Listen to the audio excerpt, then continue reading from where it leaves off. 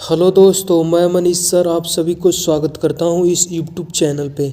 Friends, आज की class में रीजनिंग के टॉप 10 मोस्ट रिपीटेड प्रश्न के बारे में बात करेंगे जो आपके एग्जाम के पॉइंट ऑफ व्यू से काफ़ी ज़्यादा इम्पोर्टेंट है।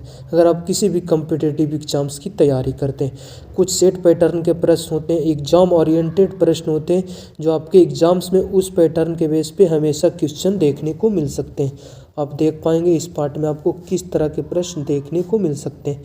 सारे प्रश्न आपके प्रीवियस ईयर क्वेश्चन के हैं, इसलिए सारे लोग वीडियो के अंत तक जरूर बने रहिएगा। कॉपी और पेन के साथ बैठेंगे और प्रत्येक क्वेश्चन को आप खुद से बनाने की कोशिश जरूर करेंगे, तभी आपका स्कोर इंक्रीज हो पाएगा और बेहतर अपने एग्जाम्स में परफॉर्म भी दे सकते हैं। Question number first analogy chapter से प्रश्न है, आप सब राइट आंसर देने की कोशिश करेंगे। यहाँ पे आपको करा 2D और त्रिभुज में जो संबंध है बताइए कि 3D के साथ यहाँ कौन सा ऑप्शन भरा जाएगा। एनालॉजी चैप्टर से प्रश्न है विद्यार्थी जी। यहाँ आपको एक समानुपात दिखाई दे रहा होगा। इस सिंबल का मतलब ही हुआ कि कह रहा है कि पहले दो नंबर के साथ या शब्दों के साथ जो संबंध है बताना कि अगले के साथ यहाँ कौन सा ऑप्शन आएगा। बिल्कुल सेम संबंध होना चाहिए दोनों में, ठीक है। तो आप सब जानते होंगे कि जो त्रिभुज है 2D आकृति है। 2D आकृति के किसके त्रिभुज है जो 2D आकृति के अंतर्गत आते हैं। उसी प्रकार 3D आकृति कौन सा होगा, अर्धगोला होगा या आयत होगा या फिर आकृति या फिर वर्ग। काफ़ी इंपॉर्टेंट प्रश्न है, बताने की आप सब कोशिश करेंगे। तो 3D आकृति क्या हो जाएगा, अर्धगोला हो जाएगा। ऑप्शन नंबर ए इस प्रश्न का राइट आंसर हो जाएगा। जिस प्रकार आपका त्रिभुज 2D आकृति है उसी प्रकार आपका अर्धगोला 3D आकृति हो जाएगा। आयत आपका भी 2D आकृति है, वर्ग भी आपका 2D आकृति है, अर्धगोला आपका 3D है। जैसे शंकु, गोला, बेलन ये सब पढ़े होंगे 3D आकृति में, आप मैथ पढ़े होंगे तो आप सब जानते होंगे। क्वेश्चन नंबर सेकंड पे चलते हैं। सेकंड की आप सब राइट आंसर देने की कोशिश करेंगे। प्रश्न यहाँ पे भी देखिए समानुपात है, यहाँ पे भी समानुपात है। इसका मतलब ये प्रश्न आपसे बोल रहा है करा 64 और 5 में जो संबंध है उसी संबंध के साथ यहाँ 49 और 4 को लिखा गया है।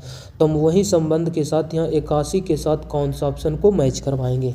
बिल्कुल काफ़ी इजी प्रश्न, आप इजीली सॉल्व कर लेंगे, थोड़ा सा भी अगर आप दिमाग पे फोकस देंगे तो। आप सब बनाने की कोशिश करेंगे, काफ़ी इंपॉर्टेंट प्रश्न है। देखिएगा यहाँ 5 है, यहाँ पे ध्यान से देख पाएंगे तो 64 हमें स्क्वायर दिखाई दे रहा है 8 का। यहाँ 49 भी हमें 7 का स्क्वायर दिखाई दे रहा है। यहाँ 81 भी हमें 9 का स्क्वायर दिखाई दे रहा है। तो यहाँ पे मेरा 5 है और 8 का स्क्वायर है। अगर 5 में हम 3 जोड़ देते हैं तो मेरा क्या 8 नहीं हो जाएगा। तो यहाँ पे जो 64 आया है किस प्रकार लिखा गया है, तो जो 5 था उसमें एक्स्ट्रा 3 ऐड कर दिया गया है, ठीक है। 5 तो था ही आपके क्वेश्चन में, पर अगर आप इसमें एक्स्ट्रा का 3 आप ऐड कर देंगे तो आपको मिल जाएगा 8 और ये 8 का स्क्वायर यहाँ पे आपको मिल जाएगा 64। उसी प्रकार अगले नंबर भी मैच करेगा आपको। जैसे यहाँ कितना था 49, तो 49 तो आपको 7 का स्क्वायर दिखाई दे रहा है। तो 7 का स्क्वायर जब यहाँ पे क्या दिया गया आपको 4 है, तो 4 में अगर हम एक्स्ट्रा का 3 ऐड कर देंगे तो क्या आपको 7 नहीं मिल जाएगा। 4 3 7 बिल्कुल, और 7 का यहाँ स्क्वायर हो जाएगा। मतलब कुछ नहीं था लॉजिक, सिर्फ इसमें 5 में 3 जोड़ा 8, 8 का स्क्वायर यहाँ था। उसी प्रकार 4 में 3 जोड़े 7, 7 का स्क्वायर यहाँ था। उसी प्रकार यहाँ कौन सा नंबर को लें कि उसमें 3 ऐड करने के बाद मेरा 81 9 का स्क्वायर होगा। 3 ऐड करने के बाद तो 3 में जब 3 ऐड करेंगे तो 3 3 6 हो जाएगा और 6 का स्क्वायर 36 होता है। ये मेरा आंसर नहीं होगा। 6 लेते हैं तो 6 में अगर 3 आप ऐड करेंगे तो 6 3 9 हो जाएगा और 9 का स्क्वायर 81 आप सब जानते होंगे। इसका मतलब ऑप्शन नंबर बी इस प्रश्न का राइट आंसर हो जाएगा, ठीक है। आपको लग रहा होगा कि डी राइट होगा, तो डी अगर आप यहाँ डायरेक्ट 9 धर देंगे तो 9 का स्क्वायर 81 पर जब देख पा रहेंगे सारे नंबर्स के साथ यहाँ एक्स्ट्रा 3 ऐड किया गया है। तो जब 9 ले लेंगे तो 9 में 3 जोड़ देंगे तो 12 हो जाएगा, इसलिए यहाँ 6 आएगा, ठीक है। इस पर आप फोकस करना है कि यहाँ 6 लेंगे उसके बाद 3 एक्स्ट्रा ऐड करेंगे तो 9 हो जाएगा और 9 का स्क्वायर आपका 81 हो जाएगा। उम्मीद करते हैं आप समझ पाएंगे। क्वेश्चन नंबर 3 ट्राई करेंगे सभी लोग। प्रश्न आपसे करा दी गई विकल्पों में से विषम विकल्प की पहचान करें। इसमें एक अलग विषम मतलब 3 ऑप्शन किसी न किसी तरह आपको सेम दिया गया होगा और एक अलग है, उस अलग विषम विकल्प की पहचान करना। जैसे यहाँ पे हमको पता है ताजमहल आपका, सॉरी यहाँ पे कलर्स इसके ऊपर नहीं चढ़ाना चाहिए। आपका पता होगा कि ताजमहल आपका कहाँ पे है, आगरा में है, ठीक है। उसी प्रकार इंडिया गेट आपका नई दिल्ली में, आप सब जानते होंगे। और विक्टोरिया स्मारक भी आपका कोलकाता में है। पर एक कोणार्क ये उड़ीसा का क्या है, एक शहर है। इसका मतलब ये देख पा रहे होंगे सारे क्या है आपका, एक दिया गया है यहाँ पे, एक बोल सकते हैं प्रसिद्ध आपका एक कोई वस्तु दिया गया, जैसे ताजमहल आपका प्रसिद्ध हो गया, इंडिया गेट हो गया, विक्टोरिया स्मारक भी हो गया, जो सारे क्या है इस स्थान पे पाए गए हैं। पर ये जो उड़ीसा था, उड़ीसा का एक क्या है ये शहर है कोणार्क, इसलिए यहाँ पे ये स्थान प्रसिद्ध नहीं आया है, इसलिए ऑप्शन नंबर डी इस प्रश्न का राइट आंसर हो जाएगा, सबसे अलग है। Next question number 4, coding decoding से प्रश्न कोशिश करेंगे सभी लोग कि इस प्रश्न का राइट आंसर क्या होगा। करा एक निश्चित कूट भाषा में फादर को इस रूप में लिखा गया है और उसके बाद बोला गया है और सिस्टर को इस रूप में कोड किया गया है, तो फिर आपसे प्रश्न बोला है कि हम उसी भाषा में अंकल को किस प्रकार कोड कर पाएंगे। ट्राई करेंगे सभी लोग बताने की आप सब प्रयत्न करेंगे इस प्रश्न का राइट आंसर क्या हो जाएगा जो। तो देखिए फादर को आपको इस रूप में लिखा गया है, फादर का कोड आपका इस रूप में लिखा गया। चलिए हम सारे लेटर को इजीली हम चेक कर लेते हैं कि क्या यहाँ लॉजिक और पैटर्न को लगाया गया। जब से यहाँ फर्स्ट लेटर लेते हैं तो एफ आपका 6 नंबर पे आता, इसका फर्स्ट लेटर आई 9 नंबर पे आता, तो 5 6 को लिखा 9, इसका मतलब 3 लेटर इसमें ऐड किया गया है। उसके बाद एक को लिखा 6, इसका मतलब 5 जोड़ा गया है सेकेंड लेटर में। उसके बाद थर्ड लेटर की बात करें T20 20 नंबर पे आता है, डब्ल्यू आपका 23 हो गया, इसका मतलब 20 को 23 3 जोड़ा है। उसके बाद 8 को लिखा है कितना 13, इसका मतलब 8 5 13, फिर से 5 ऐड किया गया लेटर में।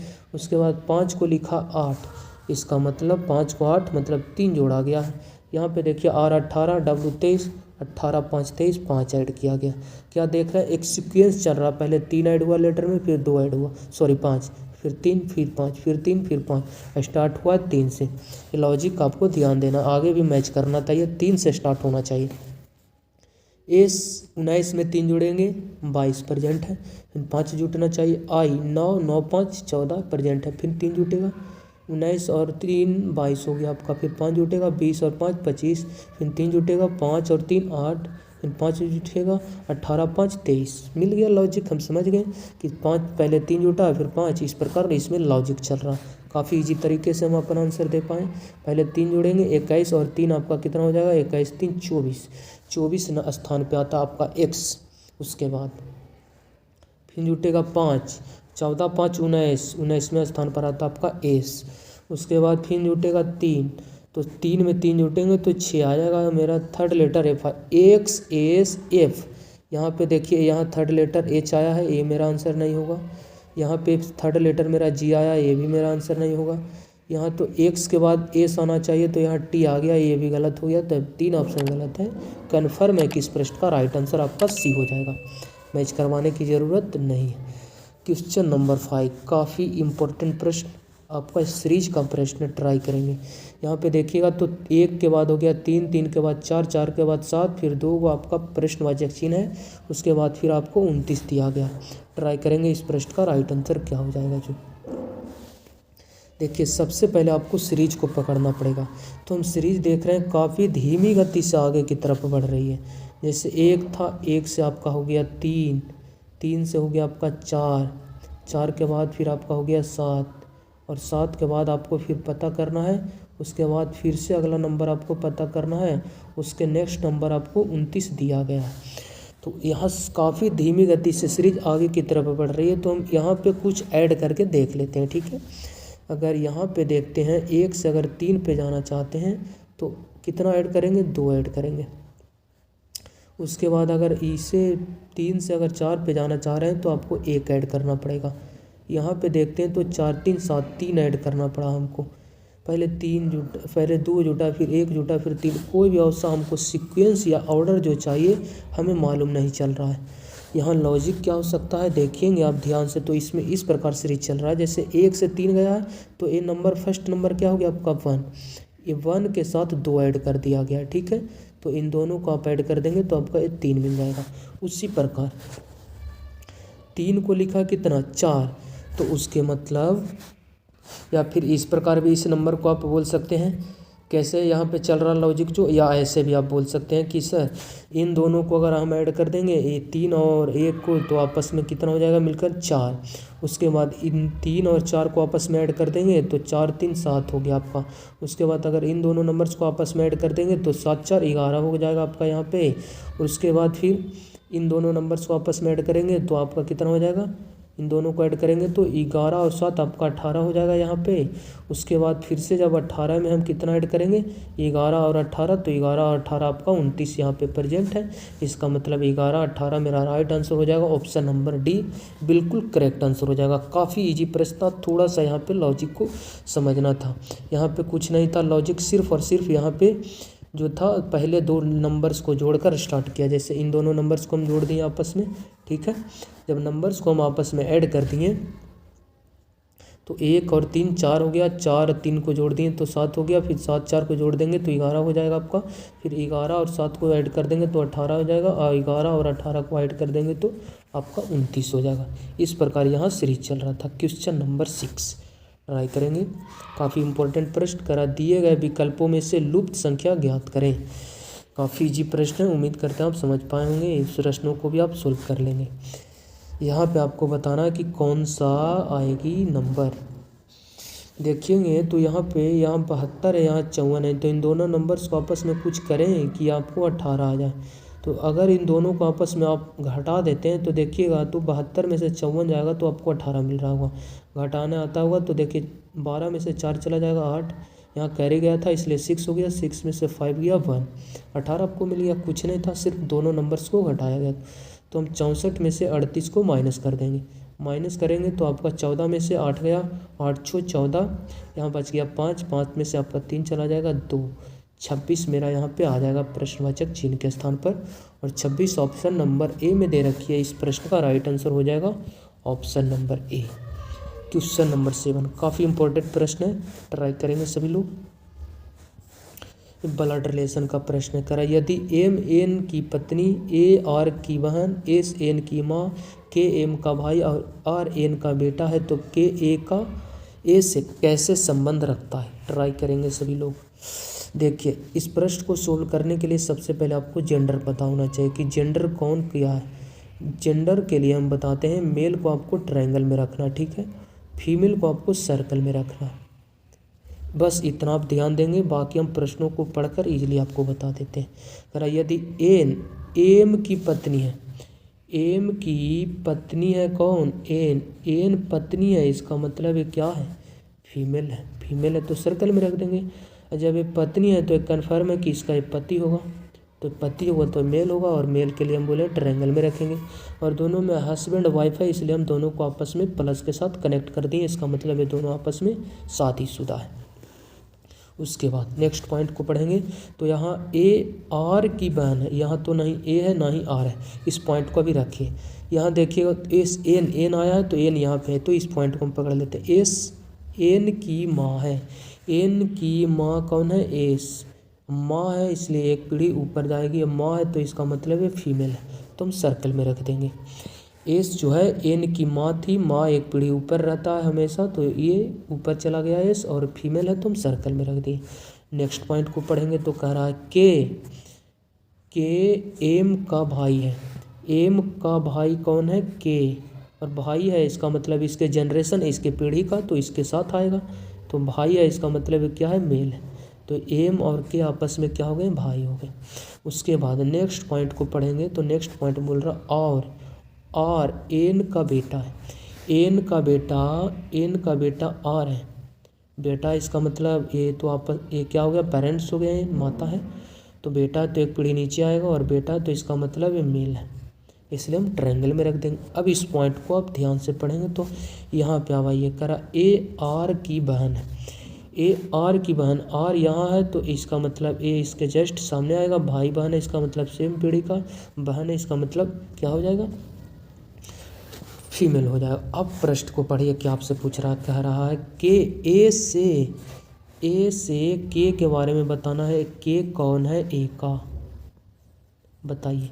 देखिए ए और आर की माता हो गई कौन, एन, माता हो गई, अब पिता हो गया एम, ए की पिता है एम, माता है एन, और पिता का भाई है के क्या है, भाई है पिता का, और पिता का भाई क्या लगेगा आपको, अंकल लगेंगे। ऑप्शन नंबर ए इस प्रश्न का राइट आंसर हो जाएगा विद्यार्थी जी। उम्मीद करते हैं प्रश्नों को आप समझा पाए होंगे। क्वेश्चन नंबर 8 देखिए क्या है, डायरेक्शन से प्रश्न दिया गया, काफ़ी इजी तरीके से आप बना लेंगे हमें उम्मीद है। कह रहा है विक्रम बिंदु आर से चलना प्रारंभ करता और पश्चिम की तरफ 7 किलोमीटर सीधा चलता और फिर बाएं मुड़ता है तथा 2 किलोमीटर चलता है तथा पुनः बाएं मुड़ता है और 4 किलोमीटर सीधा चलता है, वह आर से किस दिशा में है। चलिए इसको डायरेक्शन के माध्यम से हम समझाने की आपको कोशिश करते हैं। देखिए ऊपर वाले को बोलते हैं विद्यार्थी जी नॉर्थ, नीचे वाले को बोलते हैं साउथ, इधर वाले को हम बोलते हैं ईस्ट, इधर वाले को बोलते हैं वेस्ट। ये डायरेक्शन हो गया आपके मानचित्र में। अब प्रश्न को पढ़िए। करा विक्रम बिंदु आर से चलना प्रारंभ करता है तथा पश्चिम की तरफ 7 किलोमीटर सीधा चलता है। मान लीजिए आपका स्टार्टिंग पॉइंट है, 7 किलोमीटर चलना प्रारंभ किया किधर की तरफ, पश्चिम की तरफ। पश्चिम आपका इधर होता है, मान लीजिए 7 किलोमीटर पश्चिम की तरफ चला, बिंदु आर से चलना प्रारंभ किया, मान लीजिए बिंदु आर हो गया आपका। उसके बाद फिर वह बाएं मुड़ता है और 2 किलोमीटर चलता है।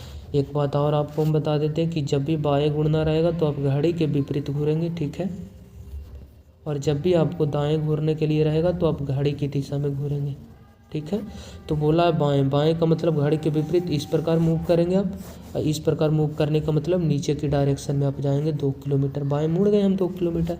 उसके बाद बाएं मुड़ता है और 2 किलोमीटर चलता है तथा पुनः वह बाएं मुड़ता है और 4 किलोमीटर सीधा चलता है। फिर से बाएं मुड़ा है, इसका मतलब बाएं इधर अगर मुड़ जाएंगे तो घड़ी की दिशा में चल गए, तो घड़ी के विपरीत जाना बाएं का मतलब, इसका मतलब इस प्रकार जाएंगे, इस प्रकार जाने का मतलब इधर की तरफ हम जाएंगे। 4 किलोमीटर चला।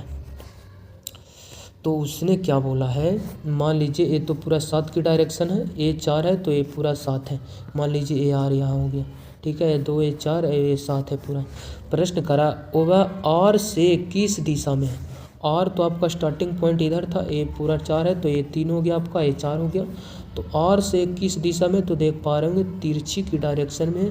तिरछा के मतलब इस प्रकार दिखाई दे रहा होगा आपको, इसकी बीचों बीच सामने, क्योंकि यहाँ तो 3 की दूरी है, टोटल 7 की डिस्टेंस थी, ये 2 की ये 4 की, इसका मतलब 4 है तो 3 बच गया। इससे इसके सापेक्ष, क्योंकि व्यक्ति यहाँ पे आ चुके हैं अभी विक्रम, तो इसके सापेक्ष इस दिशा में दक्षिण पश्चिम के बीच में क्या हो जाएगा, दक्षिण पश्चिम। ऑप्शन नंबर बी इस प्रश्न का राइट आंसर हो जाएगा, ठीक है। Next question number 9। उम्मीद करते हैं ये भी प्रश्न आप इजीली सॉल्व कर पाएंगे। जब भी इस तरह के प्रश्न आपके एग्जाम्स में आते हैं समझिए फ्री के आपके नंबर दिए जा रहे हैं। वो भी देखिए जीडी 2023 का पूछा हुआ प्रश्न, काफ़ी इजी प्रश्न, वो भी कुछ नहीं करना है। कह रहा है यदि प्लस का अर्थ भागा, जहाँ आपको प्लस रहेगा उसको आपको सिंबल को क्या कर देना है, भागा कर देना है। उसके बाद बोला भागा का अर्थ है माइनस, जहाँ भागा रहेगा आपको कुछ नहीं करना, बस उसको माइनस कर देना है। और माइनस का अर्थ बोला है गुना, जहाँ माइनस रहेगा उसको कुछ नहीं करना, सिर्फ आपको गुना में चेंज कर देना। और गुना का अर्थ प्लस, जहाँ गुना रहेगा उसको आपको क्या कर देना, प्लस कर देना। अब उसके बाद सोल्व कर दीजिए इस समीकरण को, आपका राइट आंसर निकल जाएगा। क्या करना है, सिर्फ देखिए यहाँ पे आया भागा, तो भागा को किस में चेंज करना है, घटाव में, तो इसको घटाव कर देना। उसके बाद जोड़ है तो जोड़ को किस में चेंज करना है, भागा में, तो यहाँ पे जोड़ आया है, इसको हम भागा में चेंज कर देंगे। और माइनस को गुना में करना है तो इसको गुना में चेंज कर देंगे, और गुना को जोड़ में तो इसको जोड़ देंगे। अब इसे सोल्व कर लेंगे, उम्मीद करते हैं इस समीकरण को आप इजीली सोल्व कर पाएंगे, ठीक है। नेक्स्ट क्वेश्चन, आज का लास्ट क्वेश्चन। और आपको अगर वीडियो लगता हो तो प्लीज़ इसे दोस्तों को पर शेयर जरूर करेंगे। और आपका टोटल 10 क्वेश्चन में आपका स्कोर कितना रहा वो आप कमेंट जरूर करेंगे, ताकि हम आपके लिए क्वेश्चन और बेहतरीन ला सकें। क्वेश्चन नंबर 10 कह रहा है आपसे कि दर्पण निहित सही प्रतिबिंब आपको बताना है। इसमें जो दिया गया ये वर्ड है लेटर, इसको बताना का इसका दर्पण प्रतिबिंब कौन सा ऑप्शन बनाएगा। तो देखिए मिरर इमेज जो होता है, M for mirror, I for image, ठीक है। मिरर इमेज मतलब दर्पण प्रतिबिंब। दर्पण प्रतिबिंब का सिर्फ एक कॉन्सेप्ट है। कॉन्सेप्ट क्या है, जो आपका लेफ्ट रहता है विद्यार्थी जी वो राइट हो जाता है, ठीक है, और जो राइट रहता है वो आपका लेफ्ट हो जाता है। मिरर इमेज का कॉन्सेप्ट क्या कहता है, जो आपका लेफ्ट वाला रहेगा बाएं रहेगा वो आपको दाएं चला जाएगा, ठीक है। जो आपको बाएं रहेगा वो आपको दाएं चला जाएगा और जो दाएं वाला पार्ट रहेगा वो आपको बाएं चला जाएगा। ठीक है, इसके बेस पे आप प्रश्न को सोल्व कर लीजिए। और मिरर की एक खूबी है कि मिरर के जो वस्तु जितना नज़दीक रहेगा उसका प्रतिबिंब उतना ही नज़दीक बनाएगा। जैसे ये मिरर पी क्यू क्या है, मिरर, इसके नज़दीक में आर है तो पहले आर का प्रतिबिंब बनाएगा, फिर ई का बनाएगा, फिर एम का बनाएगा, फिर ई एस यू का बनाएगा, फिर एस का, फिर एन का, फिर ओ का, फिर सी का। इस प्रकार इसकी प्रतिबिंब बनाएगी। तो सबसे पहले किसकी बनाएगी प्रतिबिंब, आर की। तो आर जब मिरर में हम देखेंगे तो हम बोले हैं लेफ्ट राइट में चेंज होते हैं, तो मिरर का ये जो पार्ट राइट की तरफ है जब हम मिरर में देखेंगे तो लेफ्ट की तरफ दिखाई देगा। ठीक है, और फर्स्ट लेटर मेरा आर आएगा। यहाँ देखिए तो लेफ्ट की तरफ आर आया है, यहाँ सी आ गया। सी कैसे आएगा, जब मिरर के नज़दीक में आर है तो सबसे पहले आकृति आर की बनाएगी, सी नहीं बनाएगी। ये ऑप्शन गलत है, ए भी सी से स्टार्ट है, ए भी ऑप्शन आपके गलत, ए आर आपकी लेफ्ट की तरफ है। दो ऑप्शन अभी भी आपके बच रहे हैं। आपको सिर्फ ऑप्शन छांटने की कला आना चाहिए। ठीक है, आप जिधर से भी छांट कर आप अपना आंसर इजीली दे सकते हैं। अब दो ऑप्शन है तो फिर आप इजीली सोल्व कर सकते हैं, क्योंकि आर के बाद यहाँ ई आया है, यहाँ भी ई आया, दोनों सेम तरीके से आया है। ठीक है, दो ऑप्शन तो पहले आपके गलत हो चुके हैं। ई यहाँ भी सेम है, ई यहाँ भी सेम है, उसके बाद यहाँ एम आया है, उसके बाद यहाँ एन आया। तो देख लेते हैं एम है कि मेरा एन है क्वेश्चन में। तो ई के बाद यहाँ थर्ड लेटर मेरा एम है, इसका मतलब कन्फर्म है कि ई के बाद आकृति बनेगी एम की बनेगी। तो एन कहाँ से आ जाएगा, इसलिए ऑप्शन भी आपकी गलत है। तो कन्फर्म है कि ऑप्शन नंबर ए इस प्रश्न का राइट आंसर हो जाएगा। देखिए ऑप्शन के थ्रू गए तो कितना ईजी से आप प्रश्नों को सोल्व कर पाएँ। अगर आप बेवकूफ़ी करते पूरे के यहाँ पे पहले मानचित्र बनाते उसके बाद फिर ऑप्शन में मैच करवाते, बिल्कुल टाइम वेस्ट होता आपका। ऑप्शन की मदद लीजिए, जहाँ आपको हेल्प लगता है कि इस ऑप्शन की मदद से हम इस प्रश्नों को सोल्व कर पाएंगे तो आप कीजिए, वहाँ पे काफ़ी आपको टाइम की बचत हो सकती है। चलिए, अगर वीडियो अच्छा लगता हो तो चैनल को सब्सक्राइब कर हमारे साथ जुड़ सकते हैं और बेल आइकन को ज़रूर ऑल पे प्रेस कर लें, ताकि हम जब भी वीडियो बनाएं आपके मोबाइल में सबसे पहले नोटिफिकेशन पहुंच सके। मिलते हैं नेक्स्ट वीडियो में, जब तक के लिए बाय, टेक केयर।